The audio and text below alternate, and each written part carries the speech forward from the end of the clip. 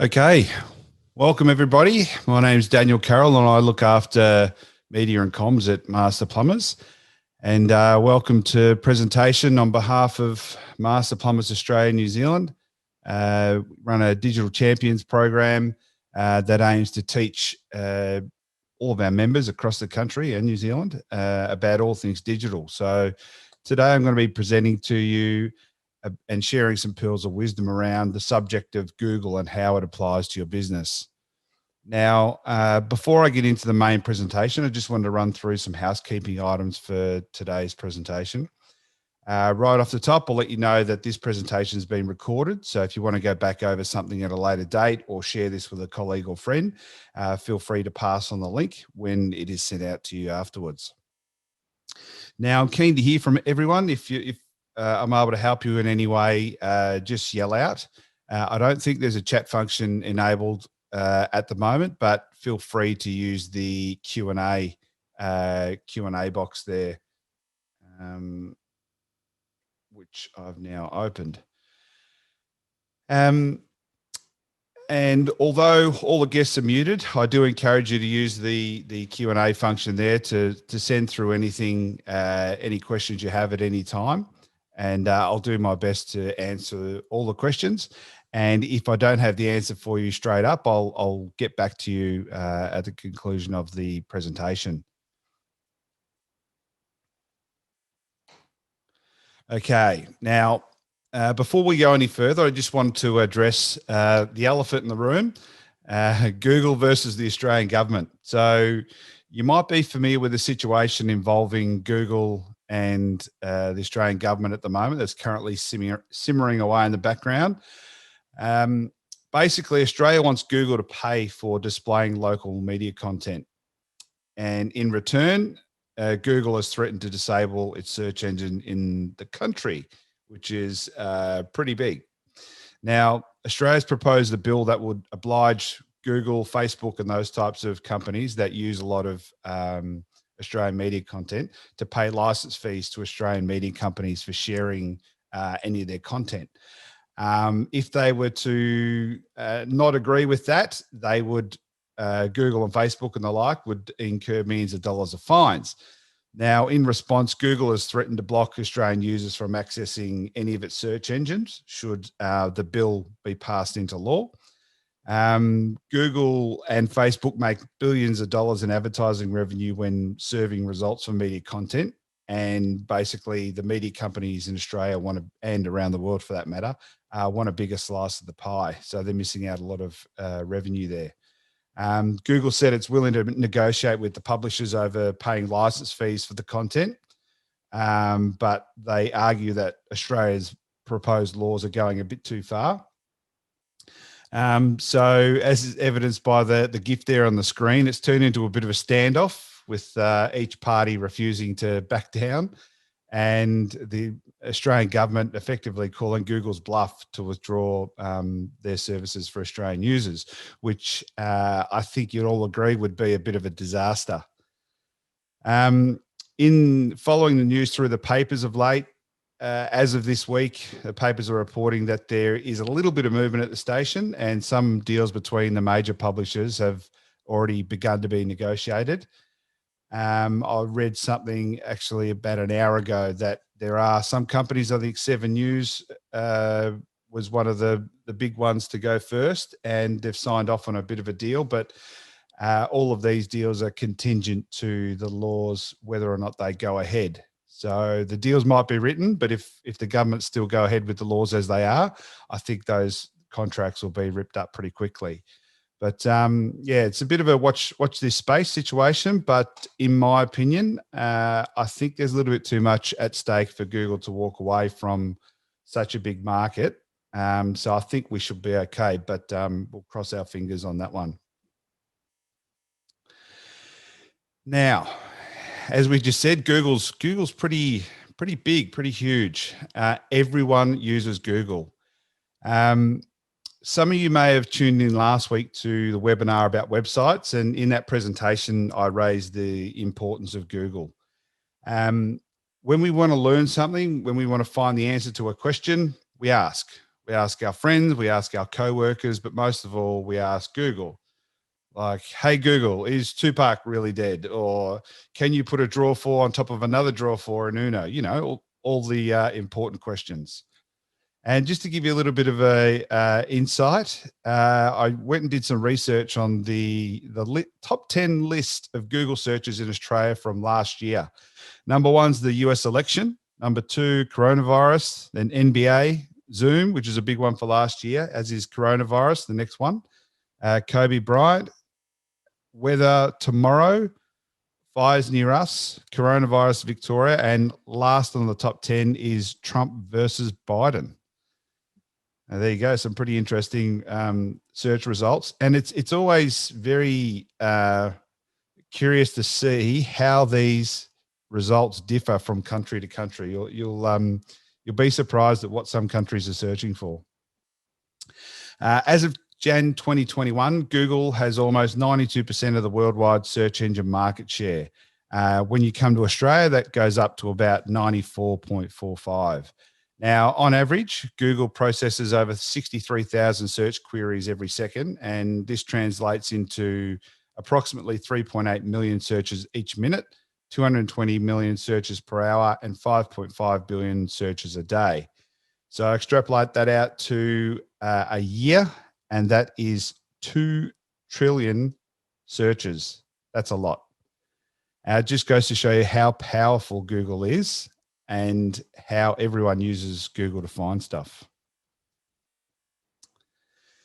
Now, I'm going to show you a little bit about Google search engine results pages, or SERPs, as they're known in the industry. If you type any query into Google, you're going to receive thousands of results displayed in a variety of different ways on the search engine results page.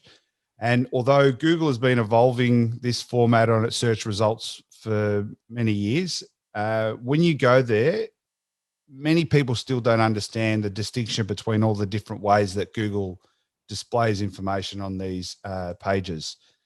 Now, the first thing you're likely to see, Google Ads. So on the screen there, you got the green bubble.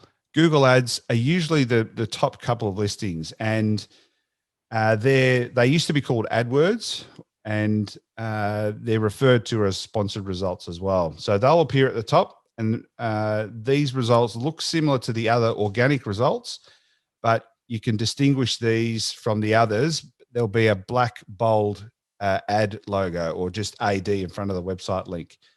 Now, Google Ads are basically sponsored search results that someone's paid for, and in some cases, this could be a lot of money.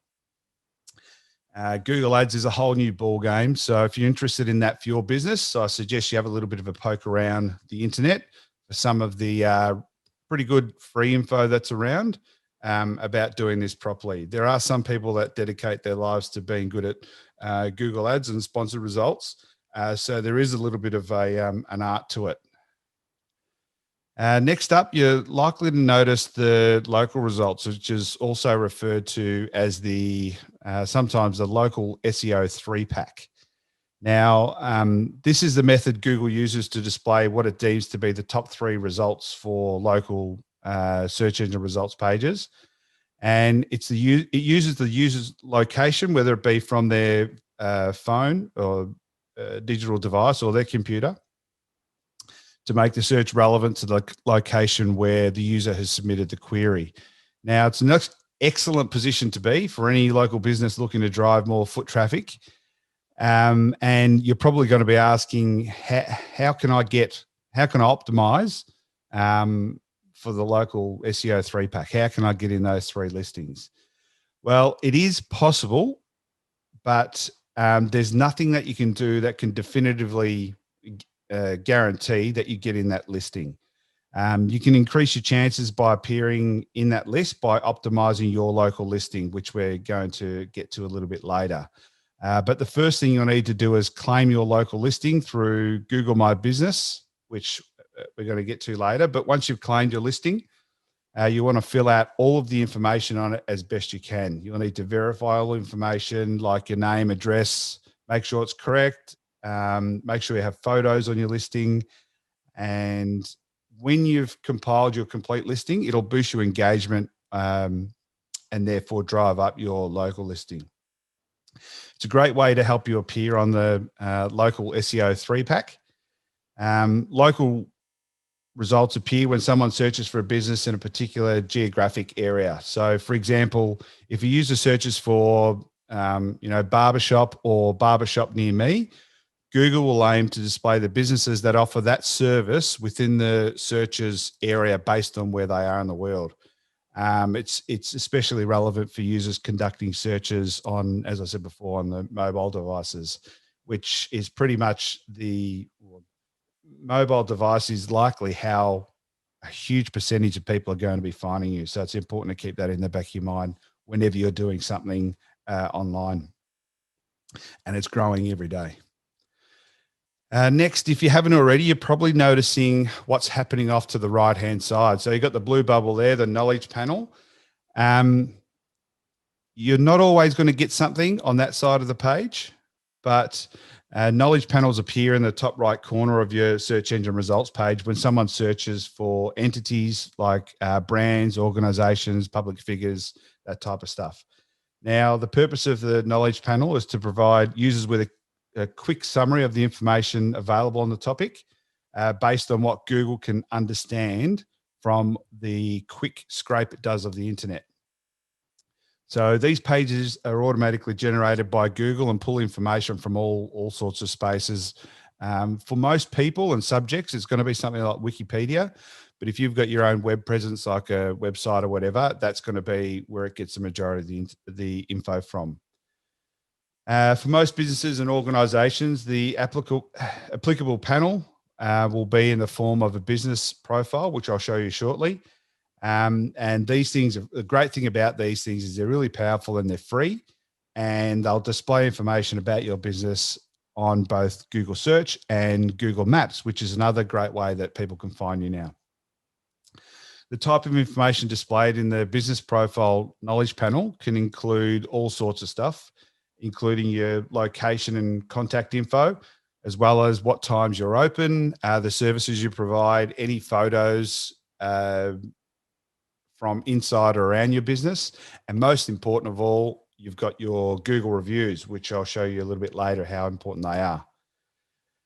And that leaves poor old organic results. The things that most businesses are going to be pinning their hopes on, this red bubble over here, usually won't even appear on the first screen. They're wedged lower down the page underneath all the other stuff.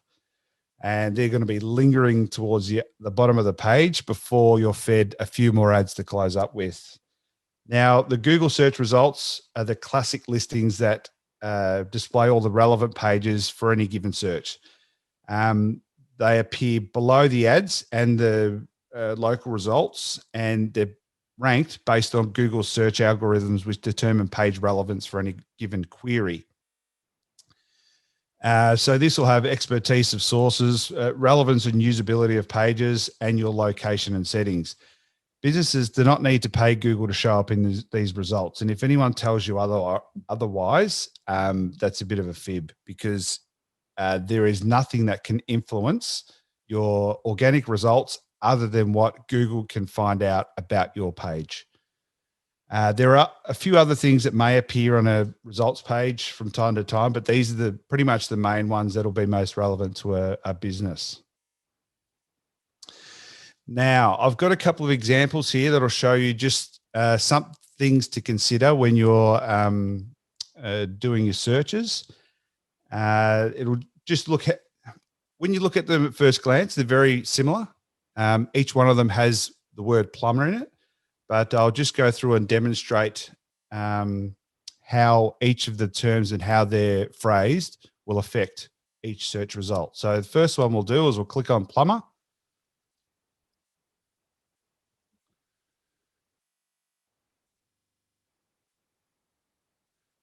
Which we'll get up there now. So in the first search of plumber, it's a very broad term. Plumber can mean anything. And as such, you'll be presented with a few ads up the top, on the top left. you'll get your local results below that, which if I scroll down, you've got your local results here. And then you've got your knowledge panel. And at this point, it's a very broad term. So it's just giving you an overall definition of plumber, which is taken from Wikipedia here. And then you've got your organic results and then some more ads at the bottom. So next, if I go click on Brunswick Plumber.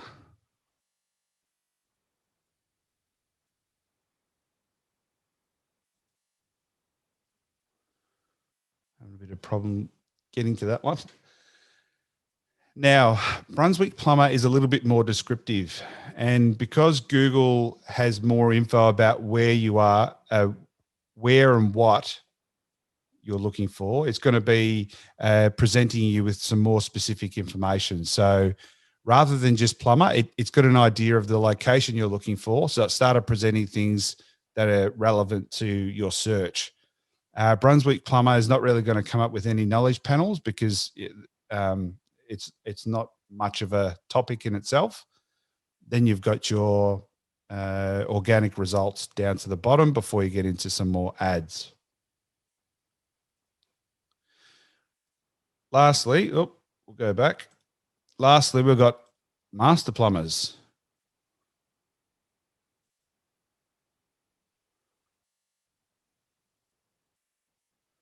Which, as you can imagine, is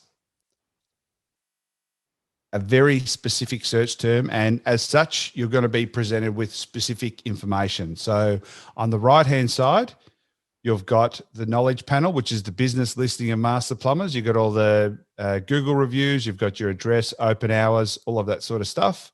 And if you can go into more detail down below, but we're going to cover off a little bit later on how that comes into play. The first thing, if you've done all of your website and SEO properly, you're going to come up with your main website and all of the pages that are relevant below that, which is really good that that comes up for the Master Plumbers listing. Then you've got all of your organic stuff and then a couple of ads down the bottom to close it off. So you'll see there that your search engine results page are going to differ depending on how much information is included in your search term. Now, I mentioned before about optimization of search engines and how Google will present your website based on what's contained within it. So in order to improve your organic ranking, your website needs to follow search engine optimization or SEO best practices. Now, last week, as I mentioned before, I delivered a presentation about websites using the analogy that compared a website to a bricks and mortar showroom. If you were to continue to consider that analogy for SEO, SEO would almost be considered the instructions that you provide to people to help them find your showroom. For example, for a plumbing business, if you're going to detail all of your products and services with enough information and accuracy, if you were to hand that to somebody that has no idea where to find you, they should be able to follow those instructions to get right to your door. So if you were to put an incorrect detail in there or leave out something that they're looking for altogether, it would almost be like them taking a wrong turn. So they're lost, never to find you. So here are a few on the screen. There's a few simple ideas that can help you help Google understand your site and help the right people find it. Now, the first one is be descriptive. You've got to use accurate descriptive titles for all of your pages. And a good idea here is to put different topics, products, services, all on different pages. So one topic or a closely related set of topics on each page. Next is to be complete. Mention everything that you have to offer. Google's pretty smart, but it's not likely to guess something that isn't there. It's only going to report on the facts. Be topical. Update your content for update your content to account for seasons, trends, and new offerings. So, for example, for a gas fitter, this is the perfect opportunity to present information about gas appliances, heaters, and the like in the lead up to winter, when people are starting to think about having their appliances serviced and all of that sort of stuff. Also, a good thing for social media. Next is to keep your site up to date. Now, it's very obvious, annoying, and ultimately very costly when a site doesn't have up-to-date information. Sometimes you might be able to get away with it, but when you're dealing with services, it's going to stick out a lot, especially if websites these days, like blogs and that sort of stuff, are all dated. Next, you're going to make sure you concentrate on using text throughout your site. Now, Google's a great reader, so that's what it does. It reads all the text on your site and collates all of that and references your website based on what it finds in the text. So make sure you put all of the great things about your business in text and don't go hiding them in images. Like if you have a big banner, don't put all of the important info in there because Google can't read the info that's in that image. That goes the same for videos, animation, and anything else that's a non-text format, because Google's not going to be able to tell what's on there. Same as if you use a graphic for your site name, make sure you include the name in the page text as well. And it's also very important when you've got photos up on your site, make sure you're giving them captions and doing some descriptions there as well, just in case they're not loading properly. And the last one is one of the most important, and that's getting referrals. Have your site mentioned in useful places elsewhere online. See if you can get it into local online news sites, other people in the industry, get them to share your website on their site, because the more links coming to your site from other reputable sources greatly increase your chances of being found by someone else. Now, in the same vein, you're going to be considering online reviews, which is almost like what we we're talking about before. The old adage that a satisfied customer tells 10 people, but an unhappy one tells 100 still holds true. So you need to provide a great customer experience that delivers the customer order and your promise. As the digital age brings new opportunities for businesses, it also brings a host of new risks, and many of which a newly digitized business will have never encountered before. So the ability to request and manage your Google reviews is available in your Google My Business listing. And a Google My Business account lets you show up in search results when people are looking for you online. And best of all, it's free, which makes it an affordable marketing tool for small and big businesses alike. So next question is, why do you need a Google My Business account? So if you're not sure, here's a couple of things that might help you get you over the line in considering one. The first one is to be discoverable, because search is digital. Even if you run an old-fashioned brick and mortar shop, storefront or whatever, your customers and prospects are all online. And that's why they're typically going to start their search for your company and products and services. And whether you're looking for foot traffic or web traffic, Google is the ultimate search referrer. So a Google My Business account ensures that when someone looks for your company on Google Search, Google Maps, they find it. And once they do, your listing shows searches where and how to visit your shop or your other locations, and whether you have only a web or a physical address. Google My Business accounts also help improve your SEO, as we just touched on before. So someone who searches for you, you're more likely to show up on the first page, not page 2 or worse. And now on that point, there's an old joke that says, where's the best place to hide a dead body? And the punchline is on page 2 of a Google search, because hardly anyone ever goes to page 2 of a Google search. Even if you have a web presence, a Google Business account ensures that you get top results. So accounts also provide access to analytics, allowing you to fine tune your paid and organic advertising strategies. We've had at Master Plumbers, we've had our setup for a little while now, and we get periodic emails that tell us how often people have found us via Google search, how many times they've clicked on the phone number to dial us. There's some really helpful information in there, which is only going to be beneficial to what you're doing in that space. The next one is to keep customers informed. So don't leave your customers guessing about the important details around your business, or even forcing them off to another service like Yelp or TripAdvisor or something else where they're likely to go there to find information, but you don't have control over what that page says. So make sure that when someone searches for your business, they're able to find legitimate info straight from the source, which is you. You know the most and the best about your business. So make sure what people are reading comes right from the horse's mouth. Your Google My Business listing includes contact information, business hours, and other essential details. You can post updates to share that you've expanded your services, you've temporarily closed, or you're open. This is typical examples of what's happening right now with the COVID restrictions being open and closed. It's a great opportunity to put your updated information up there so people are across what's happening. So Google business accounts also have a strong local SEO. So the information that you share is going to help you rank higher and above other sites, as we mentioned earlier.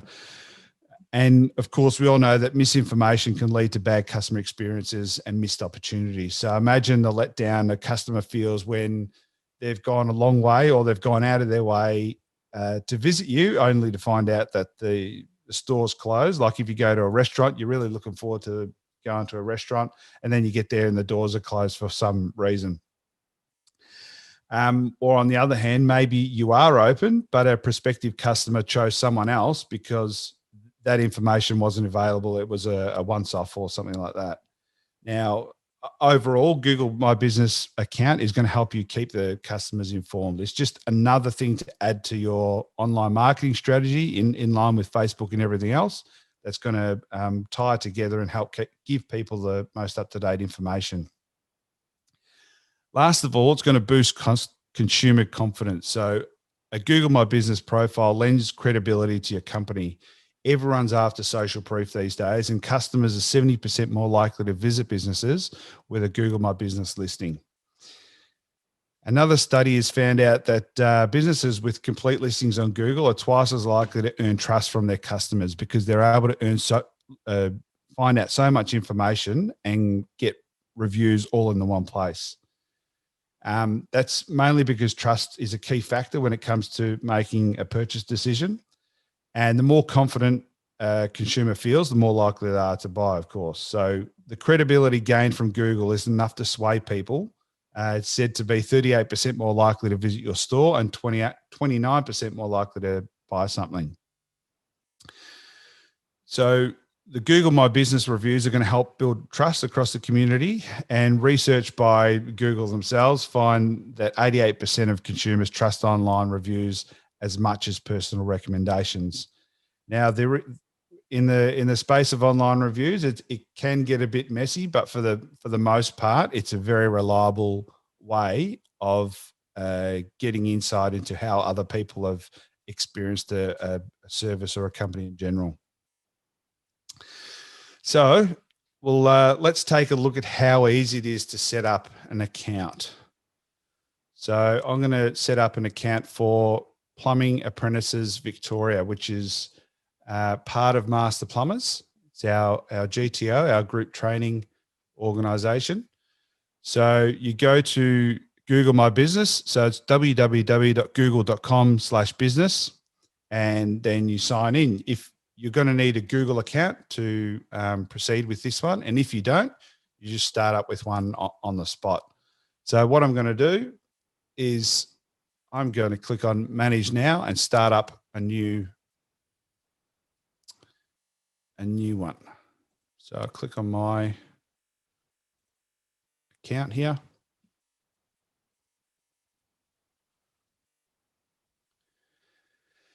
And here's all the stuff for the Master Plumbers page. So as I said before, it's got how many people have viewed, how many people have searched for us, and the activity on the page. And there's a bunch of other stuff that we could go through at a later date. But for now, what I'm going to show you is how to set up something else.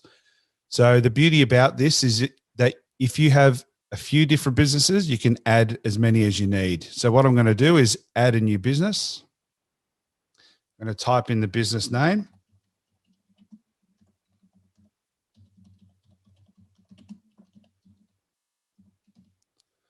Plumbing Apprenticeships Victoria.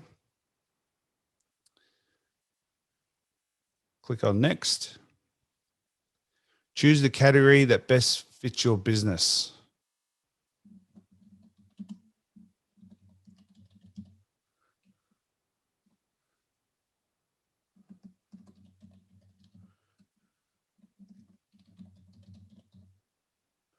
Apprenticeship Centre.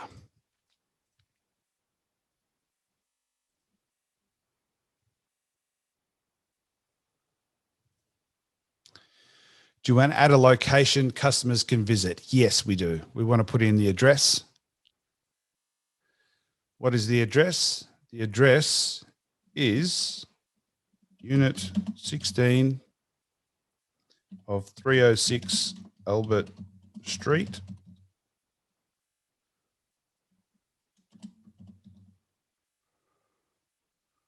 Brunswick.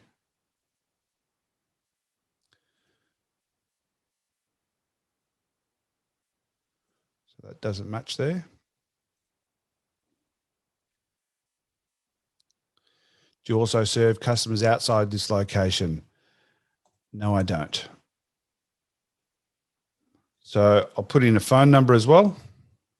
03 9329 9622. Website www.plumber/PAV. It's also going to give you an option here, get a free website based on your info. Now, the website that you're going to get there is reasonably simple, prepared by Google, and it's enough to get you on the board, I guess, and a bit of a temporary thing, but I would only use it as a temporary fix until you get a proper site up and going. So finish and manage this listing. That's as easy as it is. Sometimes you might come up against a prompt that'll say this listing already exists, and it's just a matter of registering that your ownership of that listing. So I'm going to put the office hours, and let's say the team is from 5 p.m. 5 p.m. And this is what I was saying before about the importance of listing whenever you're open, because Google will tell visitors straight up that, okay, at the moment, the business that you've requested isn't opened. However, it will be open in 25 minutes or whatever. If you have special opening hours, say on a Saturday or whatever, you can add them in as well.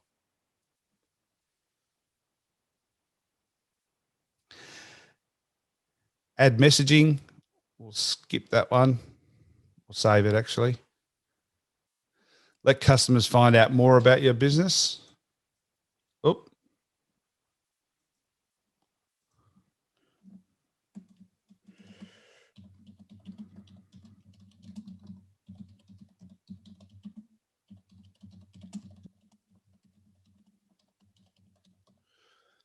Now you do have the ability to go back at any stage and edit some of this information. So for now, I'm just going to put in something simple, and then later on, I'll put some more detailed information in there. And you've got some example of some photos, but for now, I'm just going to skip out of that. A lot of people will put up photos, just say have the front door, or if there's a factory, a nice wide shot of the factory. Good ones even to get some branding in there with your branded vehicles and whatnot, and maybe even some of the people that work inside the business. But again, I can go back and fix that up later. Just got a question from Kate. I'll answer before I go on there. Do you happen to know if the Google temporary website is free? Yes, it is. It's a one-page website. It's basically a one-page listing that looks very similar to a Google listing, but instead of just being a sidebar on a Google search, it's actually a full page.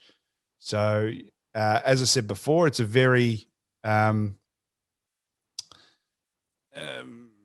it's a very, very simple listing. And as I said before, it's a very, I would leave it as a temporary fix and look to do a proper website, because you've got more control over the amount of information that you put there, and you can do a lot more with it. You can put a lot. You can organize the information that's on your page to better suit the service offering that you provide. Claim your $100 free advertising credit. Now, Google Ads is, I've done it again. Google Ads is really powerful way of getting in front of people if you're not reaching them organically. $100 is okay, but I wouldn't go jumping in there to do it straight up. Probably again, poke around the internet for some free information on how all of that stuff works, because again, it is a standalone industry pretty much is Google Ads, and there is a bit of an art to making that happen to your advantage, because if you're trying to dive into an industry that's very competitive, for example, plumbing, everyone is going to be wanting to have their ads appear for the same search terms. So as with anything, the more people that want something, the higher the price is. So you're paying for your ads based on how many people want the similar service. So yeah, if you want to do that one, it's probably a good idea to dig a little bit deeper. So your business profile is almost ready. There you go. Here's the guts of what we've got. So it'll give me the opportunity to fill in more information. Now, what some people might have to do, because I've already got a Master Plumbers Google My Business listing, it trusts me as a user. And because the businesses are closely related, it's not going to ask me to verify the listing. Now, some people logging in for the first time are actually going to be prompted to verify their business. The most common way they'll do this is that they'll send you out a postcard with a special code on it.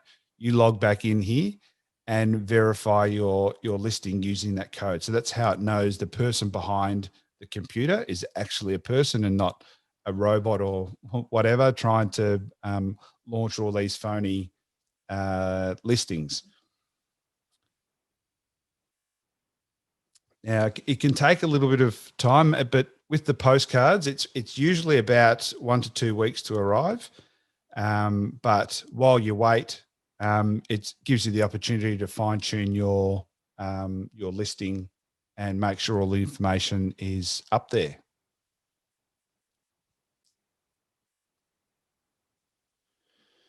Now, the next thing, I'll just get rid of this one. The next thing I'd suggest you do while you're waiting is to add a little bit of polish to your listing with the following tips. Now, the first one is obviously fill out your profile with as much information and accuracy as possible. And why is this? It's because it makes it easier for Google to match your businesses to customer searches. So it's only going to be better for your search ranking. It's not going to guarantee that you jump up to the top, but it's going to take you steps closer rather than steps backwards. So as Google explains, local results favor the most relevant results for each search, and the businesses with the most complete and accurate information are easier to match with the right searches.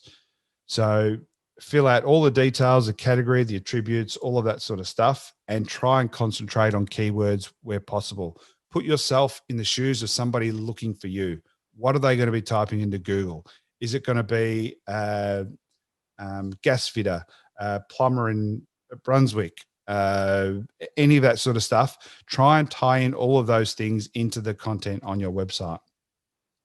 So Google is going to determine your local ranking based on 3 things. One is the relevance of how well your listing matches what the person has searched for. 2 is the distance, how far your location is from the search or the searcher, because the search and the searcher can be different things. Now, third one, and last of all, is prominence. How well known is the business? So based on a bunch of other things. So using the right keywords here will improve the relevance. And if you're not sure where to start, there is, if you type in Google Trends, it'll take you to a website that walks you through some of those things. That's actually where I got that information from earlier on in the presentation about the most searched items in 2020. So going back to that, for example, if you run a vintage clothing shop or something like that, and someone types in vintage clothing in your location, look at the related topics and the terms people are using for your keyword inspiration. So it's a bit like opening Pandora's box, but if you can concentrate on sort of limiting yourself to a few things first, and once you get those working properly, sort of expand a little bit more to encompass a few more keywords. And social media is also going to impact your your SEO ranking too. Number 2, stand out with photos. So people are interested to see what your business is all about. So if you've just got some dodgy photos that look like a hole in the wall with big dirty bins in front of it and all that sort of stuff, it's not really that appealing if it pops up front and center on your business listing. So as I said before, try and work in some branding with some of your company vehicles in front. People always love to see smiley, happy faces as well. So that can sort of help them relate to the type of service that they're going to be expecting from you. Next is on your Google My Business listing, you've got the ability to post news, updates, and other special offers. So in addition to your address, hours, contact info, all of that sort of stuff, you've also got the ability to inform customers of updates, new products, events, and depending on what your goal is, these things can help keep your profile fresh and differentiate it from other people in the same space.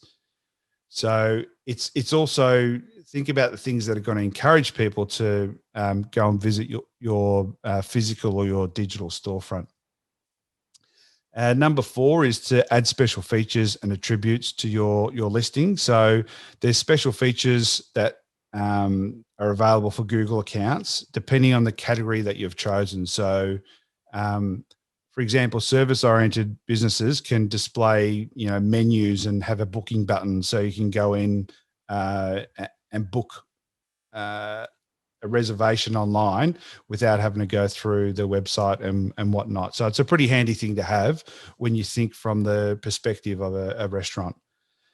Next, you've got to encourage customers to leave reviews. Reviews are becoming more and more popular each and every day. I'm not sure if any of you tuned into the webinar from our partner Podium earlier, but they're really, really good with helping you understand reviews and what they can do for your business. But it all boils down to the fact that people trust other people more than they trust businesses. So a good review can often be the deciding factor that tips a prospective customers into choosing you over someone else. So reviews are also going to impact on your Google ranking. So if you've got a lot of people canning you on Google reviews, Google aren't going to present you as a likely option, or are less likely to present you as a likely option, because the social proof says that you're not as great as some of the other people. So when you're thinking about this, the best time to ask for a review is after you've provided someone with a great experience. If you've just done a job, regardless of what type of work you do, if you've got somebody that's saying thank you and I really appreciate your service and I like what you did here, all of that sort of stuff, whether it's directly in front of them or if they've come into your shop or even called up on the phone to say that, consider sending up a follow-up email or saying over the phone, oh, look, we'd appreciate if you could tell some other people, just, we appreciate the feedback. And if you could jump on Google reviews and leave some nice words there, that'd be really appreciative. You do have the ability to automate emails and text messages, but that's another topic altogether, and something that Podium can help with as well. You've also got the ability to do, if you've got a shop front, have a poster with a QR code that when people scan it, it takes them right to the space where they need to start the review process. Last of all, build trust with the community, the people that are looking for you, by responding to these reviews. So the best way to improve a poor review is to respond to it and show people that you're disappointed with receiving a low review and finding out what you could do to make it better. So people seeing that review won't just look at the review and say, oh, okay, that's a poor review. They mustn't be any good. They said, oh, okay, this person's concerned that they want to be better. So it's, I might let that one slide. But show your current and prospective customers that you value all of their feedback, and make sure you jump onto the reviews and say, really appreciate what you've said. We always try our best, and we're glad we can help you with the service that we provided. Businesses that respond to reviews are considered 1.7 times more trustworthy than those that don't, which is a pretty interesting fact. Now, overall, positive interactions are going to help build your loyalty to your existing customers and your prospective customers. But remember to respond in a voice or a tone that resembles your business, and stay respectful and professional. So that goes for negative reviews as well. As I said, don't ignore them, and try and turn things in your favor by addressing the issues raised, just to show people that you're a very professional outfit. And most of all, be honest and sure to offer an apology if and when it's warranted. And if the matter is sensitive, try and steer it offline. So, I appreciate the feedback. How about you contact me here, give an email address or something, and then hopefully you can resolve the matter without having a protracted public discussion that could possibly harm your brand. So as you've seen there, Google is a very easy and powerful way to get your business seen. And best of all, it's free to use. So it's important that you all consider making it part of your marketing strategy. And best of all, keep on top of the information, especially those reviews, because they are becoming more and more important. So there we have it, ladies and gentlemen. If you'd like to ask any questions, please feel free to use the Q&A box in the toolbar there, and I'll answer any of your questions if they come up. Otherwise, we might just wrap it up and get on with our Wednesdays. The people in Victoria here having some good news this morning with being able to go back into the office tomorrow, which is great to hear. But yeah, if you've got any questions there, fire them through. Thanks for your session today, Daniel. No problem at all. Really happy to help out. If you've got any other questions, feel free to yell out, send through an email. My email is Daniel, DANIEL, .Carroll, CARROLL, at plumber, plumber.com.au. Lynn sent through, unfortunately missed the beginning. Yes, we'll be sending out a recording to anyone who's registered, for the presentation here. So you should see that in your inbox in 24 to 48 hours. Best of all, you can share it with someone else in the team or someone you think might benefit from the content, which is great. Counts. Daniel paid external marketing over $1,000 a month for Google advertising, and we get no results. As with anything, whenever you're spending money on advertising, my advice would be to make sure give yourself a period to review that spend and find out what you're getting for that spend. Have a discussion with those people and say, can you help us explain, what we don't seem to be getting any results out of this spend, and try and work on a bit of a plan of attack. If they keep using the same, like anything, if you're not getting results, but using the same instructions on trying to do something, it might be time to choose a different avenue. But my advice would be to have a bit of a sit down with them and say, hey, I really appreciate what you're doing for us, but we need to review what we're doing and maybe try another tack, because we thought, or set up some expectations on what you expect to get from your spend, and then try to work towards those goals and see if you can do something together. If you've got any other questions, I might just wrap it up there. But above all else, really appreciate everybody's time in coming to learn more about this. Please feel free to tell someone else in your business, and maybe even sit down, have a discussion, bring up some good talking points on how you move forward with your business marketing. And on behalf of Master Plumbers Australia and New Zealand, we really appreciate your time today. And everyone look after yourselves, and we'll see you all next time.